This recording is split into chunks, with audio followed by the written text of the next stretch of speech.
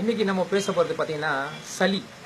இந்த சளி தொல்லையினால பார்த்தீங்கன்னா நிறைய பேர் பல மருந்து மாத்திரைகள் இதை சாப்பிட்டு சளியை சில பேருக்கு அதிகமாகுது, சில பேருக்கு வந்து டெம்பரரியாக குணமாகுது. முதல்ல நம்ம இந்த சளி எப்படி பிடிக்குது, எதனால பிடிக்குது, எப்படி நம்ம வந்து இந்த சளின்ற விஷயம் ஒன்று நடக்குதுன்றது பார்க்கலாம். இப்போ வர பால், தற்போது வர பால் பார்த்தீங்கன்னா சரியான பால் இல்லாமல் மருத்துவம், அதாவது மருந்து, ரசாயன மருந்து கலந்த பாலாக வருதுன்ற மாதிரி சில விஷயங்கள் பேசிகிட்டு இருக்கோம். அது மட்டும் இல்லாமல் ஒயிட் சுகர், இந்த கரும்பிலிருந்து பிரிக்கப்படுகிற சர்க்கரையில் பல ரசாயன மருந்து கலந்து தான் நம்ம அதை வெள்ளை சுகராக மாற்றுறாங்க. இப்போது இந்த உடம்பு, நம்ம ஆல்ரெடி நம்ம பேசியிருக்கோம், இந்த உடம்பு பார்த்தீங்கன்னா இயற்கையாக விளைஞ்ச எந்த பொருளையும் ஜீரணம் பண்ணுற சக்தி இந்த உடம்புக்கு உண்டு.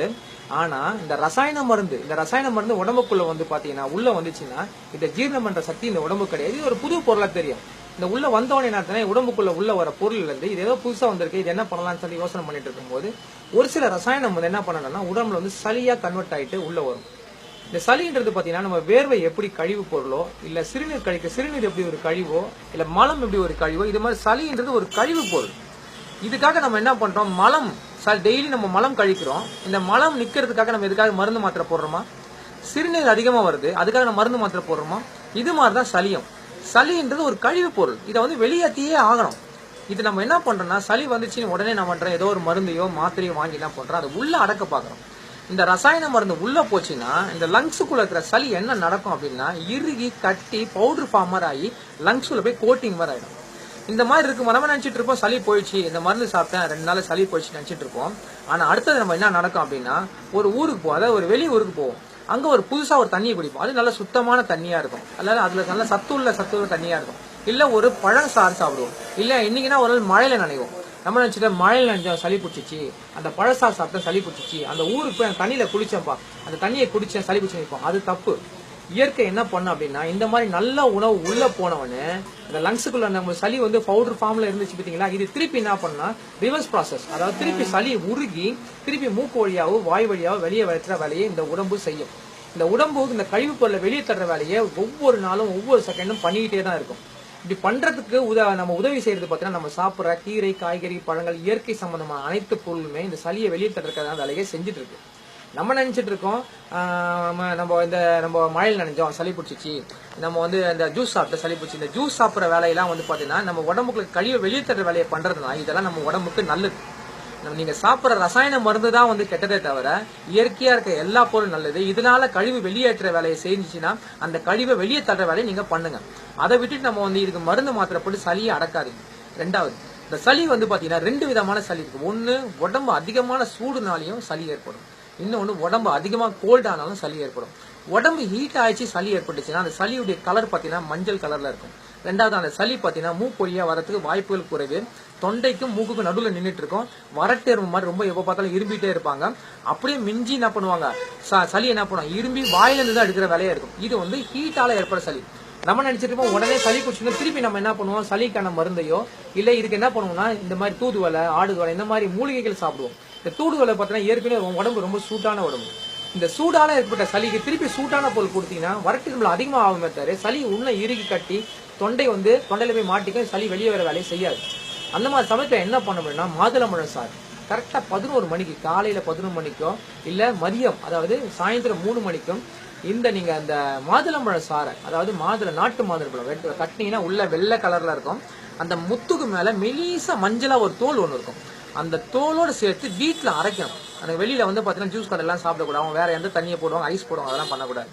அந்த முத்துக்கும் சேர்த்து மஞ்சள் கலர் தோலோடு சேர்த்து அரைச்சி சாறு எடுத்து அந்த சாறு கூட கொஞ்சம் நாட்டு சர்க்கரையோ வெல்லமோ கருப்பட்டியோ தேனோ கலந்து குடிச்சிட்டீங்க அப்படின்னா 2 வேளை, ஒரு நாளைக்கு 2 வேளை, 2 நாளைக்கு 4 வேளை சாப்பிட்டீங்கன்னா அந்த உள்ளக்கிற சளி திருப்பி உருகி மூக்கு வழியாவோ மலம் வழியாவோ வெளியே தள்ளுற வேலையை செய்யும் இந்த உடம்பு. இப்படி ஏற்றிடலாம். ரெண்டாவது, கோல்டால சளி பிடிச்சி சாப்பிட்டீங்கன்னா சளியுடைய கலர் பச்சை கலர்ல இருக்கும், இல்ல வெள்ளை கலர்ல இருக்கும். இந்த மாதிரி சளியை நீங்க மூக்கு வழியாவோ வாய் வழியா சிந்தி இந்த சளியை வெளியெடுக்கிற வேலையை செய்யணுமே தவிர இந்த சளியை அடக்கிறதுக்காக எந்த ஒரு ரசாயன மருந்தோ எதுவுமே எடுக்கக்கூடாது. ரொம்ப அதிகமாயிடுச்சு அப்படின்னா நான் சொன்ன மாதிரி 2 மிளகு ஒரு 4 சீரகத்தை தண்ணியில கொதிக்க வச்சு வடிகட்டி அந்த தண்ணியை குடிச்சிட்டே வந்தீங்கன்னா இந்த சளி வந்து உடனடியாக கீழே மலம் வழியா சீக்கிரம் இறங்கி உங்களுக்கு வந்து வெளியே தள்ளுற வேலையை செய்யும். இப்படிதான் சளியை பண்ணணுமே தவிர இதுக்காக ரசாயன மருந்தோ ஒரு மருத்துவரையோ எந்த ஒரு மருத்துவரை அணுக வேண்டிய அவசியமே கிடையாது. உங்க கையிலேயே மருத்துவம் இருக்கு. ஸோ இது வந்து பாத்தீங்கன்னா சில பேருக்கு வந்து மண்டையில அதிகமா வந்து சளி போத்து நம்ம தலை உள்ள பாரமா இருக்கும். இப்படி இருக்கிறவங்க என்ன பண்ணலாம், கொஞ்சம் என்ன பண்ணலாம், ஆவி பிடிக்குதுன்னு சொல்லுவாங்க. அதாவது நல்ல சூட தண்ணி எடுத்துக்கலாம், கொஞ்சம் கல் உப்பு, சால்ட் வந்து தூள் சால்ட் போடக்கூடாது, கல் உப்பு போட்டுக்கணும். போட்டு கொஞ்சம் மஞ்சள், உங்க வீட்டில் உங்க வீட்டில் இருக்கிற ஏதாவது ஒரு தைலத்தை போட்டுக்கலாம். போட்டு நல்லா கொதிக்க வச்சுட்டு அதில் நீங்கள் நல்லா மேலே பெட்ஷீட் நல்லா போட்டு பண்ணீங்கன்னா அந்த வாசனை நீங்கள் வந்து முகர்ந்து பார்த்தீங்கன்னா அது உள்ளே போய் உடம்பு தலையில் இருக்கிற எல்லா நீரையும் வெளியே எடுத்துரும். அப்போ தலைபாரம் கொஞ்சம் குறையறதுக்கு வாய்ப்பு இருக்கு. இப்படியும் நீங்கள் பண்ணி சளியை வெளியே எடுக்கணும். சளியை வெளியே எடுக்கிற வேலைகளை செய்யணுமே தவிர சளியை உள்ள அடக்கிற வேலையை இனிமேல் செய்யவே கூடாது. ஸோ இதை தவிர நாங்கள் என்ன பண்ணோம்னா மல்லி காஃபி இந்த மாதிரி வந்து பார்த்தீங்கன்னா சில வந்து பார்த்தீங்கன்னா திருக்கடுக்கு சூரணம், அப்புறம் வந்து பார்த்தீங்கன்னா தூதுவலை, ஆடுதொடா, முசுங்க, இந்த மாதிரி நிறைய மூலிகைகள் இருக்குது. நாட்டு மருந்துகளில் கிடைக்கும், நம்ம கடையிலையும் கிடைக்குது. இந்த மாதிரி வந்து மூலிகைகள் வாங்கி பயன்படுத்துங்க. ரசாயனம் ஏன்னா இதெல்லாம் வந்து இயற்கையாக அந்த இலையை அப்படியே அரைச்சி பவுடர் பண்ணி கொடுப்பாங்க சுத்தமாக. அது இயற்கையாக என்ன பண்ண உடம்புக்குள்ள போய் டைஜஸ்ட் ஆகும். இதனால எந்த ஒரு சைட் எஃபெக்டும் கிடையாது. ஆனால் மருந்து மாத்திரை ஏதாவது எடுத்தீங்கன்னா அந்த ரசாயன மருந்து இன்னொரு வேலையே செய்யும். வீசிங் வரைக்கும் போகிறதுக்கு வாய்ப்பு இருக்கு. இந்த சளி தான் வீசிங் வரைக்கும் போகிற வேலையை வாய்ப்பு இருக்கு. பட் இந்த மாதிரி நீங்கள் எடுத்துட்டீங்கன்னா, ரெண்டாவது இந்த மாதிரி பால், வெள்ளை சர்க்கரை, மைதா ஐட்டங்கள் இதெல்லாம் நிறுத்திட்டீங்கன்னாவே இந்த சளி கண்டிப்பாக ஃபார்மே ஆகாது. கொஞ்சம் யோகா பண்ணுங்க, சர்வாங்காசனா, விபரதகாரணி இந்த மாதிரி யோகாவும் பண்ணீங்கன்னா இந்த சளியை வெளியேற்றுவதற்கான அதிக வேலையாக பண்ணும். இது உடம்புக்கு எப்பவுமே ஆரோக்கியமாக இருக்கும். இந்த வேலையை பயன்படுத்துங்க. நன்றி, வணக்கம். இதை தவிர வந்து பார்த்தீங்கன்னா இந்த திருக்கடுக்கு சூரணம், அப்புறம் வந்து பார்த்தீங்கன்னா தூதுவலை, இந்த மாதிரி ஆடுதோடா, இந்த மாதிரி மூலிகைகள் நம்மளுடைய கடைகளிலும் கிடைக்குது. இப்போ என்ன பண்றாங்கன்னா சமீபத்தில் இந்த வீடியோ பார்த்துட்டு நிறைய பேர் வந்து பார்த்தீங்கன்னா பல வெளிநாடுகள் இருந்தெல்லாம் கால் பண்றாங்க. அப்போ இப்போ கேட்கும்போது எந்த இடத்துல இருந்து கேட்கறாங்க, இது வந்து இந்தியாவில் சென்னையில் இந்த மாதிரி இயற்கை அங்காடி, நிலம் இயற்கை அங்காடின்ற பேரில் நாங்கள் வந்து கடை நடத்திட்டு இருக்கோம். சுத்தமான பொருளை நாங்கள் வச்சுட்டு இருக்கோம். இதை தவிர எனக்கு தொடர்பு கொள்ளணும் அப்படின்னா 9940404319 இது வாட்ஸ்அப் நம்பரும் இதே தான். தொடர்பு கொள்ளனாலும் இதே தான். இப்போ சமீபத்தில் கூட பார்த்தீங்கன்னா ஒரு நண்பர் வந்து பார்த்தீங்கன்னா துபாயிலேருந்து கால் பண்ணாங்க, யூஎஸ்லேருந்து கால் பண்ணாங்க. மருத்துவத்தை வந்து தொடர்ந்து கொடுத்துட்டு இருக்கோம். இலவசமாகவே சில பேருக்கு வந்து பார்த்தீங்கன்னா இன்னைக்கு வரைக்கும் இலவசமாக தான் பண்ணிட்டு இருக்கோம். இந்த கடை விற்பனைக்கு மட்டும் இல்லாமல் நிறைய இந்த மாதிரி வந்து மருத்துவ டிப்ஸ்களை இலவசமாக கொடுத்து கன்சல்டிங் பண்ணி கிட்டத்தட்ட ஒரு 100-150 சர்க்கரை வியாதி இருக்கிறவங்களை குணப்படுத்திருக்கோம். ஒரு 25-30 மூட்டு வலி பேஷண்ட்டை சரி பண்ணியிருக்கோம்.